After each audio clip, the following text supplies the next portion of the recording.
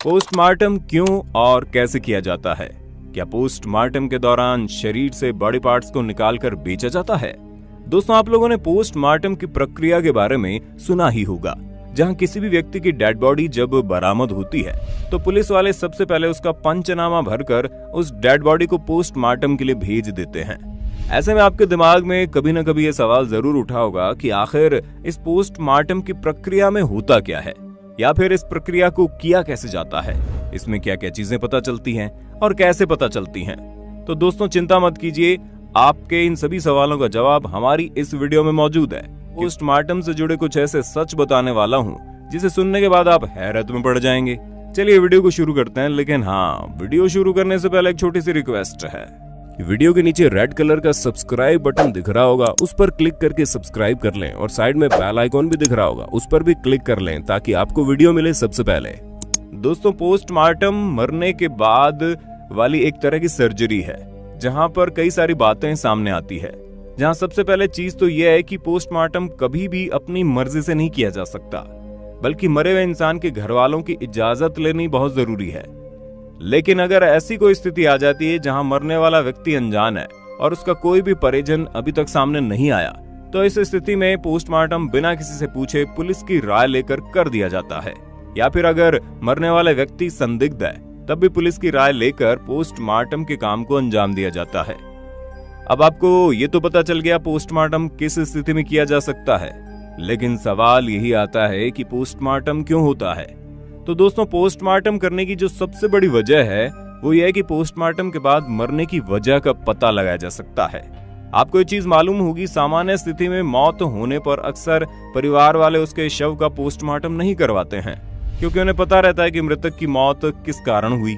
मान लीजिए अगर कोई व्यक्ति कई दिनों से कैंसर से पीड़ित है और घर पर उसका इलाज चल रहा है, लेकिन वो इलाज चलते चलते मर जाता है, और इस स्थिति में पोस्टमार्टम की कोई जरूरत नहीं होगी, क्योंकि सभी को पता है मरने वाला व्यक्ति कैंसर का शिकार होकर मरा है। लेकिन जब मौत संदिग्ध हालत में हो और जब ये लगे कि ये सुसाइड है या फिर इसके पीछे कोई और आपराधिक मामला लग रहा है, या किसी संदिग्ध स्थिति में मृतक की मौत हुई है, या फिर एक्सीडेंटल केस हो, यानी कि ऑल टोटल अगर कहें तो मरने वाले व्यक्ति की मौत का असल कारण जब जानना हो तो उसके शरीर का पोस्टमार्टम किया जाता है। एक्सीडेंटल केस में भी पोस्टमार्टम इसलिए किया जाता है ताकि ये पता चल सके कि किस जगह पर चोट लगने की वजह से व्यक्ति मरा है। अब बात करते हैं पोस्टमार्टम कौन करता है। तो दोस्तों, जो व्यक्ति इस काम को अंजाम देता है उसे पैथोलॉजिस्ट कहते हैं। वैसे तो वो एक साधारण डॉक्टर ही होता है, लेकिन वो पोस्टमार्टम के कार्य में सक्षम होता है, क्योंकि पोस्टमार्टम के लिए उन्हें एक स्पेशल ट्रेनिंग दी जाती है। हालांकि डॉक्टर की मदद के लिए सहायक भी होते हैं।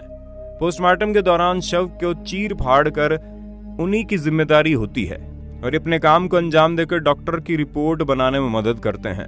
अब अगर बात करें किन मामलों में पोस्टमार्टम होना जरूरी है, तो दोस्तों, आपराधिक मामलों में खास तौर पर पोस्टमार्टम की अहमियत ज्यादा हो जाती है, क्योंकि पोस्टमार्टम की रिपोर्ट से पता चलता है कि मौत की वजह क्या है। मृतक को जहर देकर मारा गया है, या उसकी मौत मारपीट से हुई है, या फिर मरने का कारण दम घुटना है। और पोस्टमार्टम में ये पता चलता है कि मौत कितने घंटे पहले हुई है। अब हम इसके समय की बात करें तो दोस्तों, यहाँ सवाल ये आता है कि पोस्टमार्टम करना किस वक्त सही है।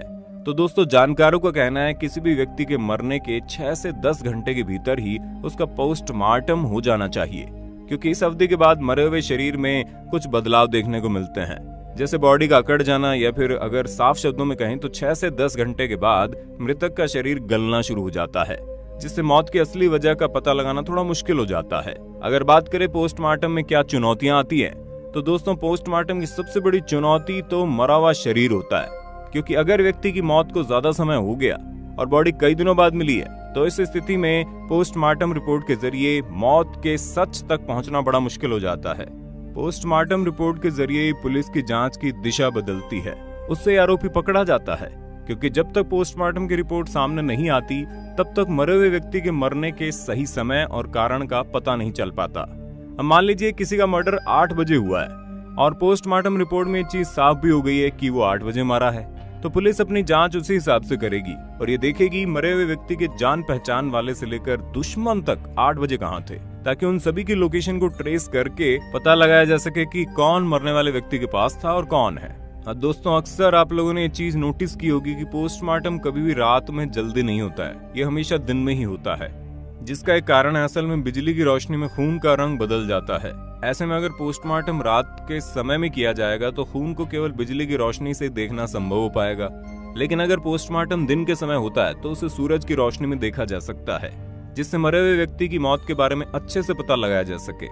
दोस्तों, संदिग्ध का जो पोस्टमार्टम है वो 2 चरणों में होता है।